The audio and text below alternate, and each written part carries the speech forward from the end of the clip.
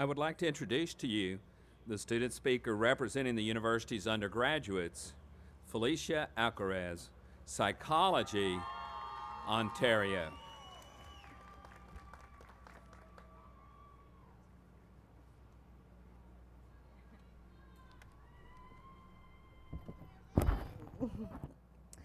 Hello, fellow graduates, family, friends, and all members of the Chapman University family. Thank you for the opportunity to speak to you on this special day in our lives. Martin Luther King Jr. once said, "Faith is taking the first step, even when you don't see the whole staircase." No matter how you got here today, whether it was straight from high school, a transfer student, or someone who hadn't stepped in a classroom for over 20 years, there was something that encouraged you to take that step toward furthering your education. Like most of you, I too have struggled through the roller coaster ways of life. There were so many things that could have prevented us from being here today, but still, here we are. You took the step to start your journey for a college degree, not seeing the whole staircase, not knowing what obstacles might try to get in your way, you still carried on.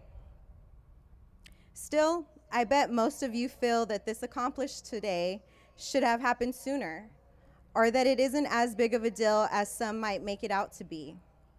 But don't you see that someone out there looks up to you or admires you because of what you have accomplished this far? A great friend of mine told me a story that I would like to share with you. Now listen closely, because the meaning behind this story can change your outlook on life from here on out. Like some of us, my friend Erica grew up in a rough neighborhood. She lost 2 brothers to gang violence and has 4 sisters. One of Erica's sisters, who is a mother of 6, had a bad drug addiction problem, and Erica's mother took in the children about 6 years ago to raise them herself. While in her care, the children would see a therapist, and Erica recalled one moment she said she would never forget. The therapist was asking her niece to symbolize members of her family with the toys laid out on the floor. She picked female dolls for her sisters, male dolls for her brothers, and identified a female doll as her grandmother.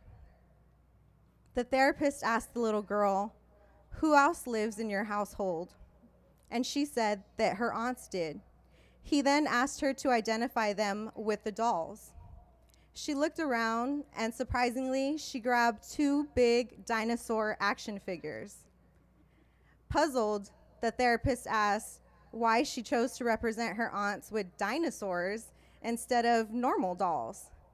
Erica's niece said, "Because they are so big in my eyes. They are so strong and different from other adult ladies that I've seen. They are smart and businesslike. Don't you see? Don't you see how big they are?" As she looked at him with distinct amazement that he didn't see what she saw in them, Erica began to tear up while she listened from the kitchen. Her 5-year-old niece made her sound like a superhero or a Wonder Woman of some sort. Who wouldn't tear up at that moment? Sadly, my friend Erica's mom passed away due to an illness, and the children were returned to their mother. Now, 6 years later, Erica's same niece is 11 years old and starting to understand just what drug addiction is and the problems it creates, and she was starting to have some problems with her mom. Erica and her other sister decided it would be best to get custody of their niece. While struggling with the ways of economy and attending school to receive her bachelor's, Erica had a lot on her plate, but still put it all on the line to take in her niece. One night, a few weeks ago, her niece laid in bed crying, and when Erica went in to comfort her, she asked her what was wrong. Crying and sniffling, her niece said she didn't understand why her mother couldn't change her ways and why she had to do the things that she did. Her little niece then talked about how grateful she was to have Erica and her other aunt take her in. Erica said it was nothing and not to think anything of it. But before Erica could finish her sentence, her niece stopped her and said, "It is something. You guys work, go to school, and just took me in so easily. You guys are so amazing. You guys are my dinosaurs. With tears in her eyes, Erica turned to her niece and asked, "What did you just say? I can't believe you remember that." Her niece said, "How could I forget? You guys never stopped being my dinosaurs. You've always been such strong, bigger than life women. I look up to you guys, and because of you, I know I too am going to graduate from college like you." After a few tears and hugs and I love yous, Erica walked out of the room and thought to herself, "I complain that I have it hard with work, school, no money, but still, to this precious little girl, I'm bigger than life. I'm her dinosaur. It just makes everything else worth it." So on a day like today, when you try to talk down your accomplishments, remember you may not know it, but you just might be someone's dinosaur. I know I have my two. They sit out there in the crowd. The two women who without them, I wouldn't be here today. My mother, Gina, and my sister, Karina. They are amazing, strong women. No matter how you got here today, I guarantee there were others that encouraged you, supported you, pushed you, or told you that you were their dinosaur. Either way, we owe them a big thank you. I thank the man upstairs, Larry, my father, Johnny, Gil, and all my family and friends. You all know who you are. You guys are my support system, and I am more grateful than you'll ever know.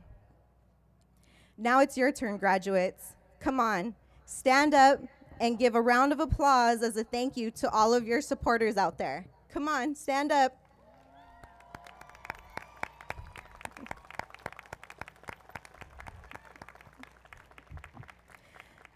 Before I close, I just want to say good luck on your future endeavors. I know you will go far. You just have to have faith in yourself. Remember, you're someone's dinosaur, and that you got to take the first step, even if you don't see the whole staircase. Thank you and congratulations, class of 2011.